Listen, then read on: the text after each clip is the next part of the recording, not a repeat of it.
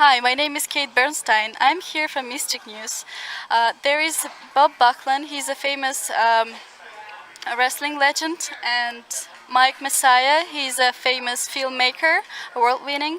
So, how do you guys like your time here so far? Well, for me, this is just a pleasure to see the charity work going for Sales Up for Cancer. The legendary Bob Backlund, two-time World Wrestling Federation, now known as WWE champion.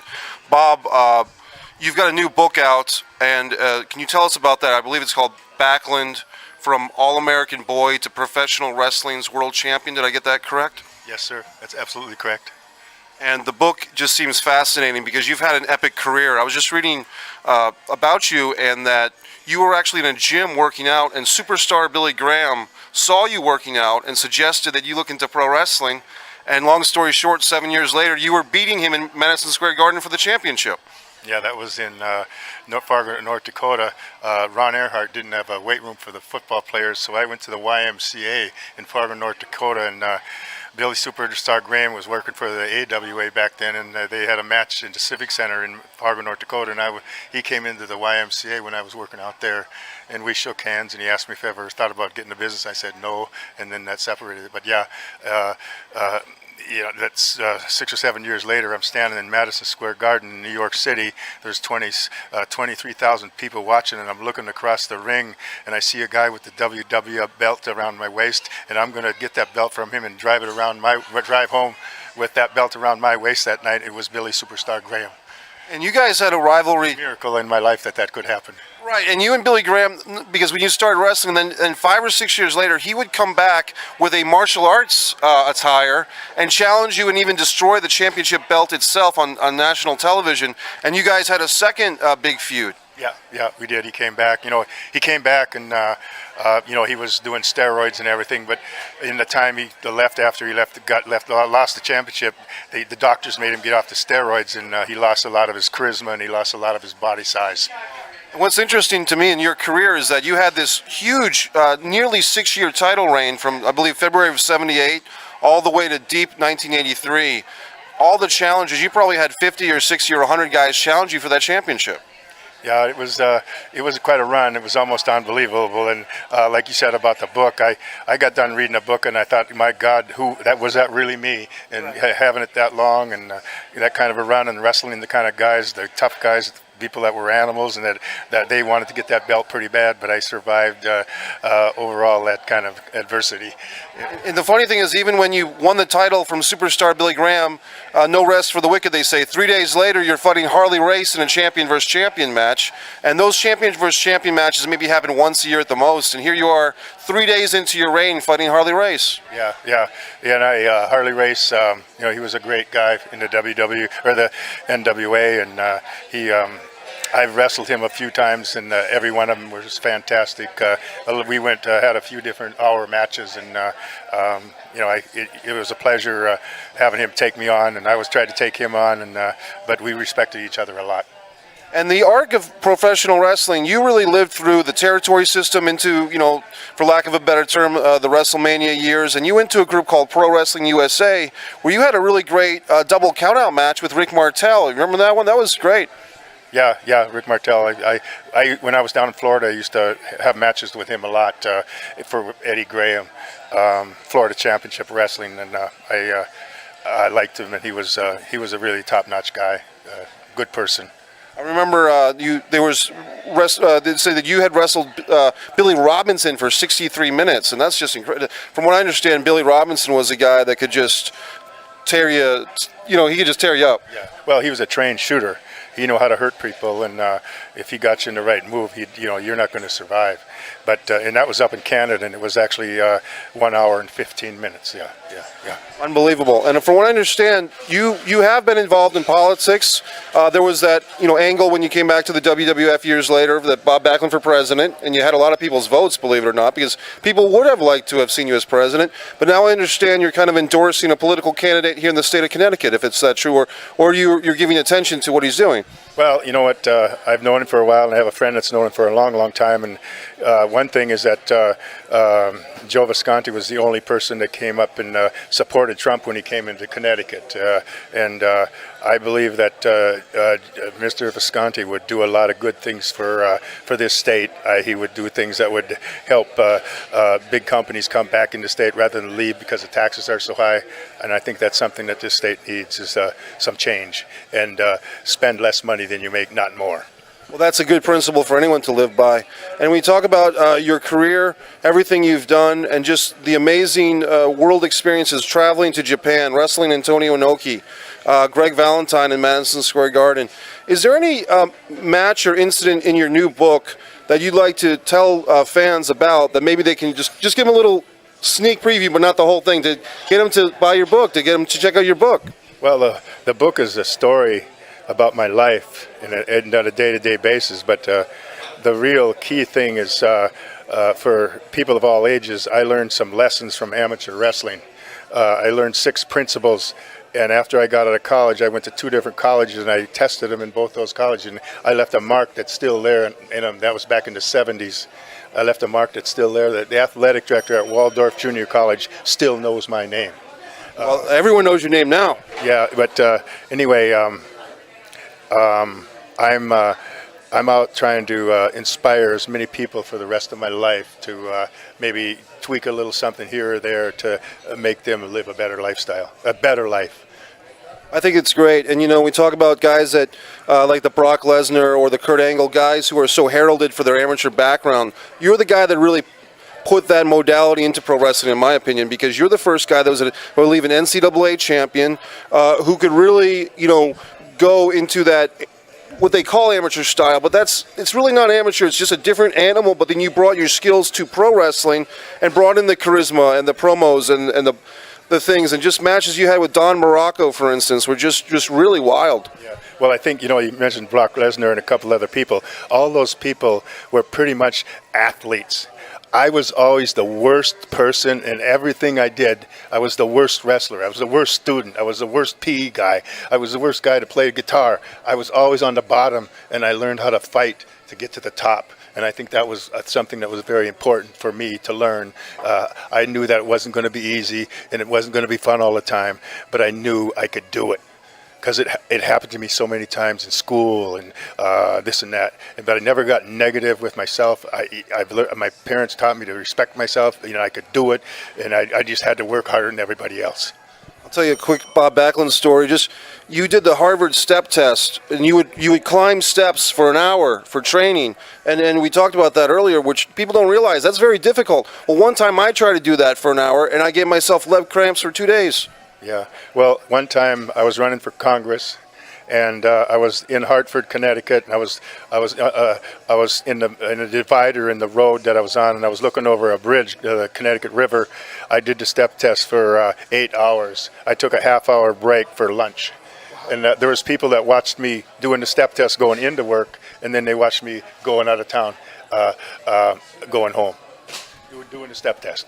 Well, I just think that people need to check out your book. I believe, is the website bobbacklundnow.com, is that correct? bobbacklundnow.com, and then they can order a book. And I don't have other people do that work. When you order a book on bobbacklundnow.com, they send it to me, and I probably email you and thank you for the order, and I'm going to mail it and sign it to you today or tomorrow, whenever. Do you have any questions more for Bob? No, I think I heard a lot of. That's Mr. Backlund, young man. Thank you so much for the interview, guys. Thank you. Thank you.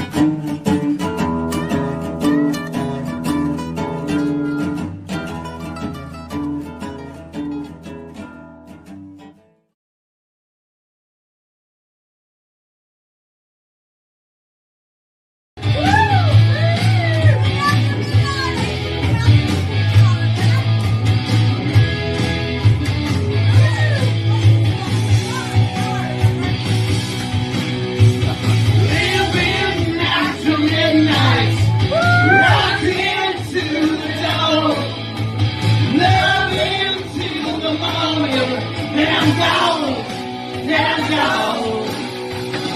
I took the city by 1 a.m. Lousy.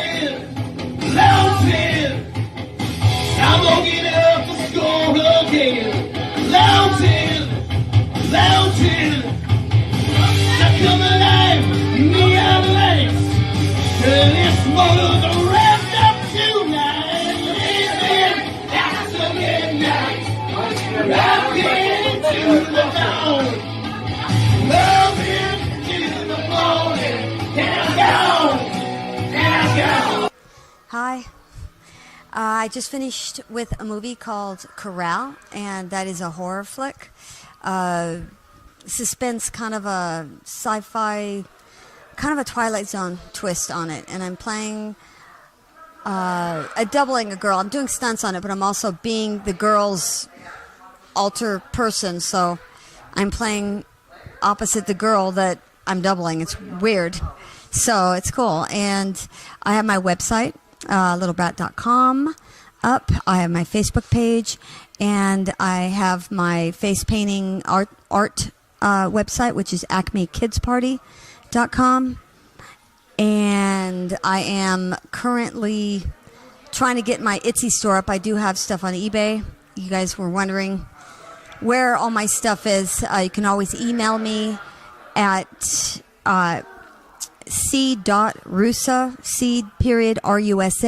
at yahoo.com, and ask me your questions, or you can catch me on Facebook and messenger me, and then I can tell you what I have or what I don't have. I have a new t-shirt out, Thunderbolt and Lightning, glow, basically, and it's a jersey, black sleeve, kind of a baseball jersey kind of a look. So, new one. And we are working on some other projects, but it's hush-hush. I'd get shot if I talk about it, so.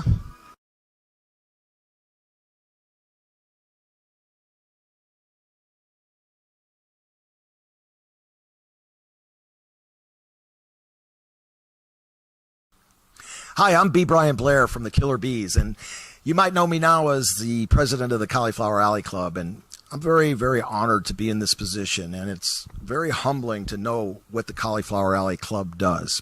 Our mission statement at the Cauliflower Alley Club is simple. Anybody that's worked in the professional wrestling industry and made a living in the professional wrestling industry for over 3 years is eligible for financial assistance when they fall on financial hardships. And believe me, many of the people that we've loved and admired and still love and admire, they fall on financial hardships, either from, lack of insurance, adequate insurance. I don't know if everybody knows this, but as a wrestler, and in the wrestling industry, there's no union, there's no savings guide, there's no 401ks, there's nothing like that, no insurance. You have to do it yourself. And either from a lack of planning standpoint or from guys that made a ton of money that simply, succumb to diseases, divorces, financial scams, lots of different things. People fall on financial hardships, and that's what the Cauliflower Alley Club is all about. And we appreciate every single one of our members at the Cauliflower Alley Club, because without our members, we simply couldn't get the jobs done. But we also appreciate the honorees. And we're about to have our 53rd reunion in Las Vegas at the Gold Coast Hotel and Casino. And I really hope to see you there, because it's one of the most fun events that you will ever go to in your life. I went there in 2001, and I've only missed a couple since then. And now that I'm so involved with the Cauliflower Alley Club, I cry. I mean, some of the things that happen to people are just so heartbreaking, and guys that you knew that were on top of the world that all of a sudden get cancer. Mr. Wonderful Paul Orndorff, and we don't announce the people that we help all the time unless they give us permission. And Paul, being one of my best friends, he had stage 4 lymph node cancer, and they gave him a death notice. But not just because of the Cauliflower Alley Club. We certainly gave him help and assistance, along with many, many other household names that you would recognize immediately. just fall on these bad financial hardships. And the Cauliflower Alley Club is the only 501c3 not-for-profit that is there to pick them up and give them a hand up when they're down. And again, because of our members and our honorees, and because of our board members, our executive board works so hard. From Carl Lauer, who worked for 26 years since I took over before the 50th anniversary, this becoming our 53rd. Carl Lauer ran the ship with some help for 26 years, but he was a leader of the ship, and he's still on our advisory committee, and we thank you, Carl. I want to thank Morgan Dollar, our executive vice president, Dean Silverstone, our treasurer, Gloria Lavelle, who wears a lot of different caps, Scott Hosey runs the Nostalgia Room. We have Royal Duncan, who I don't know if you knew that Royal Duncan is the publisher of our our award-winning newsletter. But when you become a member, all it costs is $25 to become a member. You'll get 4 copies a year of that newsletter, and you won't find it on the internet. And you'll also get a beautiful certificate that's suitable for framing. I know I have one in my awards room. And we have several other people that just do such an amazing job for the CAC, our associates like Ron Hutchison, who puts on some tremendous seminars. And when you get a reunion ticket for the Cauliflower Alley Club, which is only $125 for the entire event, which includes 2 awesome dinner award nights. It includes all the seminars. We have cribbage tournaments. We have bowling tournaments. We have all kinds of events throughout the 3 days. A lot of people come 2 days before to watch the matches on Saturday and Sunday, which would be the 28th and 29th of April this year, since our official dates are April 30th through May 1st. But the 28th and 29th, Billy Blade puts on some tremendous wrestling matches that are in the Gold Coast Hotel and Casino as well. So be sure to go to caulifloweralleyclub.org and get your reunion ticket first. Make sure you make your room reservation using our discount code, which you'll find on the website again, caulifloweralleyclub.org. We also have discounts to budget rent-a-car. If you want to get a rent-a-car, the Hoover Dam is a little over 30 minutes away. The Grand Canyon's a little over 2 hours away, so you can make a vacation of it. Bring the kids, bring the family. Just make sure you're a member. And becoming a member is easy. And remember, we only allow nice people at the Cauliflower Alley Club, so you better be a nice person or don't even join. So, with that said, I'd like to just invite everybody that's viewing this to our 53rd annual reunion. We have some tremendous honorees: Baron von Raschke, Shawn Michaels, Harlem Heat, Steve Kern, Blue Demon Jr., just Tony Storm, so many different, Santana Garrett. We have Princess Victoria. We have, George Shire, who I didn't mention, does the James C. Melby Award. And this year, all the past recipients of the James C. Melby Award, which is a historian award, vote to see who the historian will be. And this year, it's a wonderful man named Don Luce. So he'll be receiving the historian award. We've got several other top caliber, top name honorees that you don't want to miss, I promise. And, like I said, we're family, we're a fraternity, we're an organization of great people, good people, and we would love you to become a member. Just go to caulifloweralleyclub.org. For $25 you can join, and that entitles you to come to the banquet. We have $40 room rates at the Gold Coast Hotel using your discount code, which you'll find again at caulifloweralleyclub.org. Also, make sure you make your room reservations by March 25th, because that is the cutoff date for the discount. So we look forward to seeing you this year at the 53rd reunion at the Cauliflower Alley Club. And I'd also like to thank Bambi Weevil for the outstanding job she does in communications, and Matt Riviera, who does our wrestling outreach program for all the wrestlers, our active wrestlers right now, and he's doing a great job as well. All of us kind of band together. We have conference calls every few months, and we like our members to know everything that goes on, how much money we make. Everything's it's transparent, it's open, and you know that 100% of the money that we raise is going to those wrestlers, minus any hard costs for stationery or publications like the ear, things like that are necessary to purchase. But we only pay for necessities, and the rest, 100% of the rest of that money, goes to help your favorite wrestling stars that have fallen on difficult financial times. And we appreciate you